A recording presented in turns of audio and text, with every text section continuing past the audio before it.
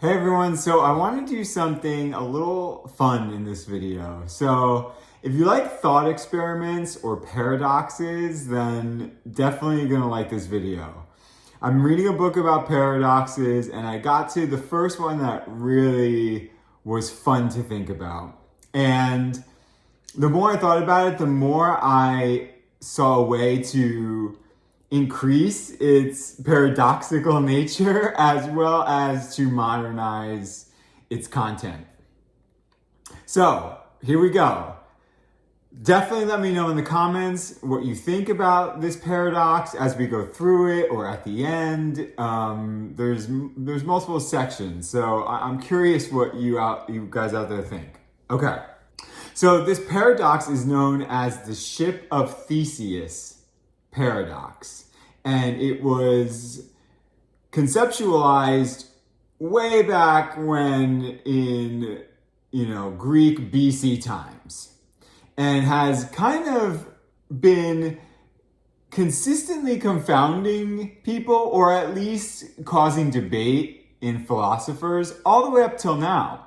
But what I want to do is change this to the Knight Rider paradox.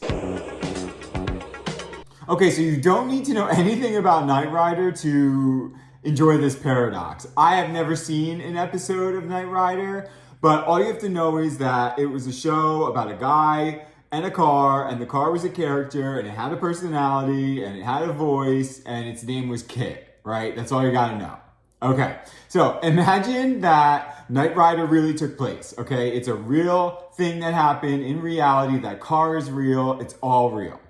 Okay, so that car is now retired. Kit is now retired. And it is now being displayed in a museum. So every few years, one piece of the interior and exterior gets rusted or begins to disintegrate and is needing to be replaced by a brand newly manufactured part. Until decades later, not one piece of the original structure is left except the microprocessor, or CP unit, which contains all of Kit's AI history, right? The voice, the memory, the experiences, its ability to remember what happened to that point. But nothing else of the car from the original structure remains. So is it the same car anymore?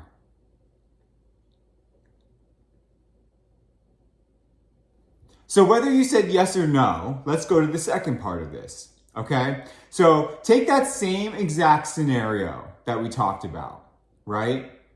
And now, instead of only just replacing those pieces of that car, we now take the microprocessing unit, the CPU, we duplicate it and move it to a different location and wipe it clean. Factory reset that thing, okay?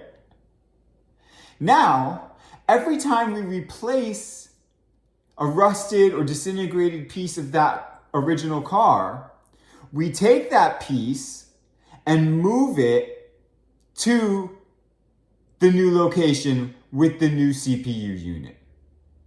So we're replacing the structure of that old car and taking those pieces that are needing to be replaced from the original car and moving them to that new wiped CPU unit.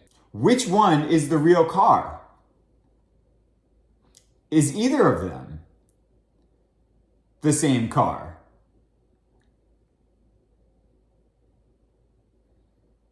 Now, if you had the same answer or response or feeling about both cars, what if I asked you, you had to choose which one is the same car or the original car? Which one would you choose? Which one represents that original car more? So here the debate becomes about physical continuity or material construction, right? Because one is in the same place, is with the same CPU unit, but refurbished material. And the other is original material, but not the same CPU unit and a different location altogether. So when both of those cars go on, the one is going to sound and remember the same stuff and everything that it went through, but be completely made from different materials. But when we turn the other one on, it will be made from the original parts, but not in the original place, and it will have no ability to remember anything about what actually made it k.i.t.t. Now we are going somewhere with this, so this is where it kind of is the real world application that I want to kind of bring this paradox to. That's an interesting thought experiment. Consider this: the majority of our bodies regenerates into completely new materials over time. For example, the skin takes 27 days to regenerate. The heart takes anywhere between 3 to 5 years to regenerate. Our entire body, the makeup and the cells of our body, regenerates in 7 to 10 years. It's completely new cells. In fact, even the bones will completely regenerate in approximately 10 years. So in 10 years, your bones are completely different than what they were 10 years ago. It happens gradually, of course. But everything in our body, except for our cerebral cortex, regenerates into essentially new materials. Even though they look the same and will function the same and will be almost mirror images of the original, they are not the same material of the original. So if the cerebral cortex houses our consciousness, our memory, our perception, our thoughts, and our language, and our bodies and everything that we see otherwise is a regenerated new material or new structure, are we the same people? And it's interesting to go back and look at the car example of k.i.t.t. to see how our answers might differ. For me, this was just a wonderful thought experiment dealing with themes of identity, the 3D form, right? The 3D plane, materialistic things, even things that are tangible versus things that are mental and emotional, right? What makes us who we are? And can we limit that to simply what we see?